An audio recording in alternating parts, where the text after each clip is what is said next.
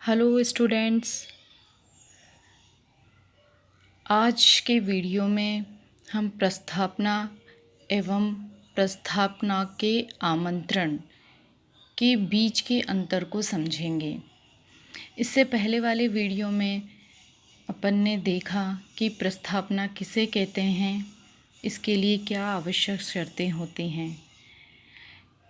एक बार देखने पर प्रस्थापना एवं प्रस्थापना के लिए आमंत्रण दोनों ही एक जैसे लगते हैं, लेकिन वास्तव में ये दोनों एक दूसरे से बेहद भिन्न हैं। प्रस्थापना द्वारा एक व्यक्ति अपने शब्दों अथवा व्यवहार द्वारा वैध रूप से बाध्यकारी संविदा के निर्माण की इच्छा की अभिव्यक्ति इस प्रकार से करता है कि यदि उस प्रस्थापना को स्वीकार कर लिया जाए तो प्रस्थापक के ऊपर बाध्यकारी हो जाती है। अतः प्रस्थापना द्वारा प्रस्तावक बाध्यकारी संविदा के निर्माण की अपनी इच्छा की अभिव्यक्ति अंतिम रूप से करता है, जिसकी स्वीकृति के परिणाम स्वरूप वैध संविदा का निर्माण हो जाता है। परंतु प्रस्थापना के लिए आमंत्रण में आमंत्रण करने वाले व्यक्ति की ओर से इस बात का कोई अभिप्राय नहीं होता है कि जिस व्यक्ति को प्रस्थापना का आमंत्रण किया जा रहा है, यदि उसकी सहमति प्राप्त की जाए, अपितु उसका उद्देश्य केवल इस बात की सूचना देना मात्र होता है कि यदि कोई व्यक्ति उसकी सूचना के अनुसार संव्यवहार करना चाहे तो वह भी उससे संव्यवहार करने के लिए उपस्थित है।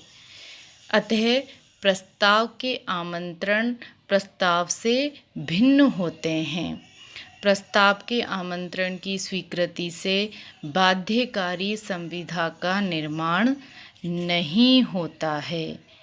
प्रस्ताव के लिए आमंत्रण मात्र एक बातचीत करने के लिए दूसरे पक्षकार को एक मौका देने की बात करता है कि अगर दूसरा पक्षकार इच्छित है तो वह संविदा करने के लिए आगे बातचीत कर सकते हैं।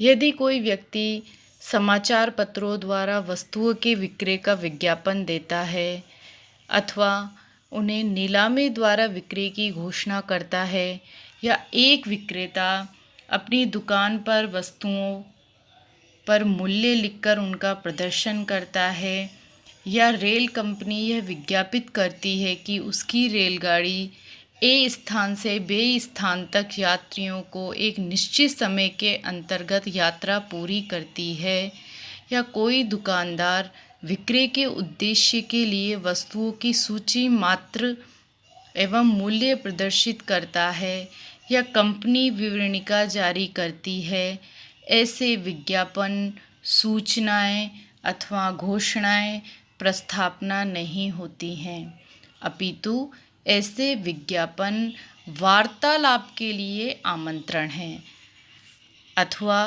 प्रस्ताव आमंत्रित करने के लिए प्रस्ताव है, या सौदा करने के लिए प्रस्ताव मात्र हैं, क्योंकि विज्ञापन देने वाले व्यक्ति का आशय विज्ञापन के बदले में सहमति प्राप्त करना नहीं होता। प्रस्थापना द्वारा एक व्यक्ति कोई कार्य करने या करने से प्रवृत्त रहने की अपनी इच्छा अन्य व्यक्ति को इस प्रकार से संज्ञापित करता है कि ऐसे कार्य या प्रवृत्ति के प्रति उस अन्य की अनुमति अभिप्राप्त करे।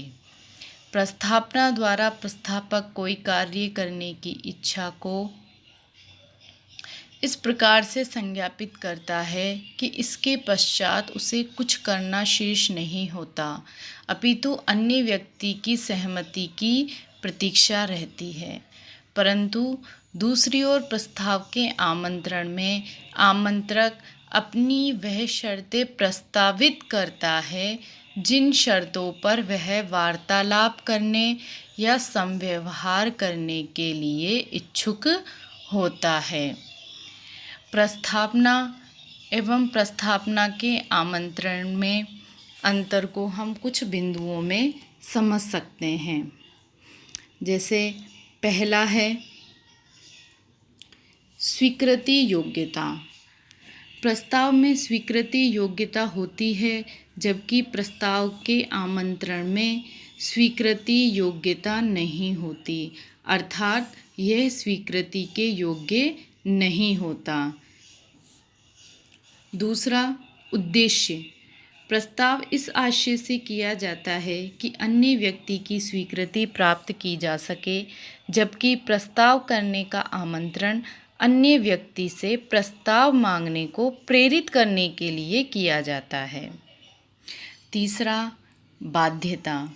प्रस्ताव कभी कभी अन्य व्यक्ति पर यह विधिक बाध्यता डालता है कि वह उसे अस्वीकार करने की सूचना अवश्य दे, वरना वह स्वीकार किया हुआ मान लिया जाएगा। जबकि प्रस्ताव के लिए आमंत्रण में अन्य व्यक्ति पर यह बाध्यता नहीं होती कि वह प्रस्ताव दे ही। चौथा, क्षमता। प्रस्ताव के लिए आमंत्रण में यह क्षमता नहीं होती कि वह करार का रूप ले सके, जबकि प्रस्ताव में यह क्षमता होती है कि वह करार का रूप ले सकें। विधिक अपेक्षाएं। प्रस्ताव के लिए आमंत्रण देने का कोई निश्चित प्रारूप नहीं है, न ही इसके लिए कोई विधिक अपेक्षाएं निर्धारित की गई हैं, जबकि प्रस्ताव के लिए धारा 2A में बताई गई विधिक आवश्यकताओं को पूरा करना आवश्यक है। नेक्स्ट है स्वरूप। प्रस्ताव के लिए आमंत्रण का स्वरूप बातचीत, विज्ञापन या निविदा हो सकता है, जबकि प्रस्ताव का स्वरूप ऐसा नहीं होता। नेक्स्ट, स्वीकृति का प्रभाव। प्रस्ताव की स्वीकृति से पक्षकारों के मध्य विधिक दायित्व उत्पन्न हो जाता है, जबकि प्रस्ताव के लिए आमंत्रण की स्वीकृति पक्षकारों में किसी भी प्रकार का विधिक दायित्व उत्पन्न नहीं करता है। कोई कथन प्रस्ताव है या प्रस्ताव के लिए आमंत्रण, यह पक्षकारों के आशय, संबंधित मामले की परिस्थितियों एवं व्यापार में प्रचलित प्रथाओं पर निर्भर करता है। अतः जो कथन प्राइमा फेसी या प्रथम दृष्टया प्रस्ताव प्रतीत हो रहा है, किंतु वास्तव में वह प्रस्ताव नहीं होकर प्रस्ताव के लिए आमंत्रण माना जा सकता है। न्यायालय के निर्णयों के द्वारा समय समय पर निम्नांकित जो प्रस्ताव हैं उन्हें प्रस्ताव नहीं माना गया, बल्कि प्रस्ताव के लिए आमंत्रण माना गया है। जैसे निविदा या टेंडर मांगना, कंपनी के द्वारा प्रोस्पेक्टस जारी करना, बीमा के प्रस्ताव भेजना, नीलामी की सूचना देना, रेलवे की समय सारणी, मॉल में माल का प्रदर्शन करना। प्रस्ताव एवं प्रस्ताव के आमंत्रण को समझने के लिए निम्नांकित केस भी यहाँ पर दिए गए हैं। इनमें जो सबसे महत्वपूर्ण केस है वह है हार्वे बनाम फैंसी। 1893 का यह वाद था। इस वाद के द्वारा न्यायालय ने यह निर्णय दिया कि वास्तव में प्रस्ताव एवं प्रस्ताव के आमंत्रण में अंतर होता है। प्रस्ताव का आमंत्रण दूसरे पक्षकार पर बाध्यकारी नहीं है। इस वाद के तथ्य कुछ इस प्रकार से थे। ए ने बी से तार पे पूछा, क्या आप अपना बम्पर होल पेन हमें बेचेंगे?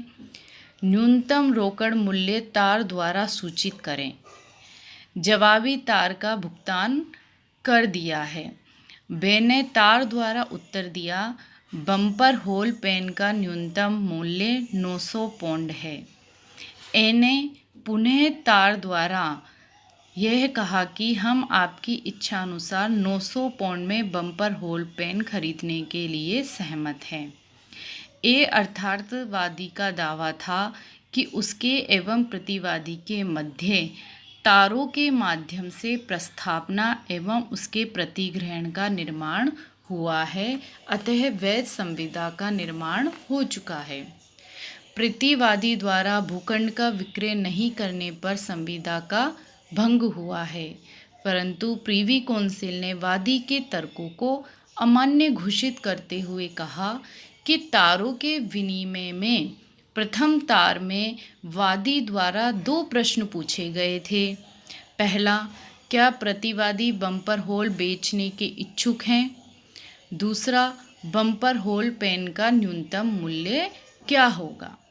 जवाबी तार में केवल दूसरे प्रश्न का ही उत्तर दिया गया, अतः प्रतिवादी द्वारा न्यूनतम मूल्य का कथन प्रतिग्रहण नहीं था, अपितु सूचना प्रदान करने का कार्य था। न्यायालय ने स्पष्ट किया कि यहाँ कोई भी प्रस्तावना नहीं थी, यह केवल एक प्रस्तावना का आमंत्रण ही था। इसी प्रकार के निर्णय भारतीय सर्वोच्च न्यायालय के द्वारा मैकफर्सन वर्सेस अपन्ने के बाद में भी दिया गया।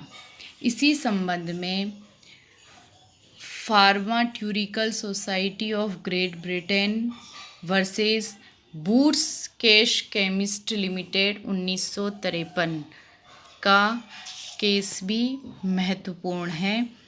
इस वाद में न्यायालय ने निर्णय दिया कि दुकानदारों द्वारा प्रदर्शित मूल्य सूची प्रस्तावना नहीं होती, अपितु उन मूल्यों के आधार पर ग्राहकों से प्रस्तावना का आमंत्रण प्राप्त करने का एक तरीका मात्र होता है।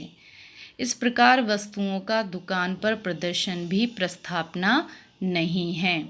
उदाहरण के लिए, यदि एक दुकानदार एक कोट को 200 रुपये मूल्य लिखकर लटकाता है, तो वह कोट को बेचने की प्रस्तावना नहीं है, अपितु प्रस्तावना का आमंत्रण मात्र है। वास्तव में ग्राहक जब दुकान में प्रवेश करके दुकानदार को 200 रुपये में कोट देने के लिए कहता है, तो उस समय ग्राहक उस कोट को खरीदने की प्रस्तावना करता है।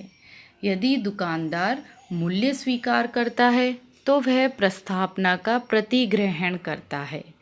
यदि दुकानदार मूल्य स्वीकार न करना चाहे, तो वह प्रस्तावना को अस्वीकार कर सकता है।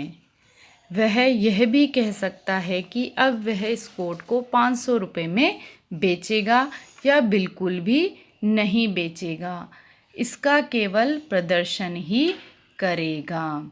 तो इस प्रकार से अगर दुकानदार मॉल के अंदर किसी भी प्रकार की वस्तुओं का प्रदर्शन मूल्य सूची के साथ में लगा के करते हैं, तो इसका तात्पर्य यह नहीं है कि वह उस वस्तु को उसी मूल्य पर बेचेगा।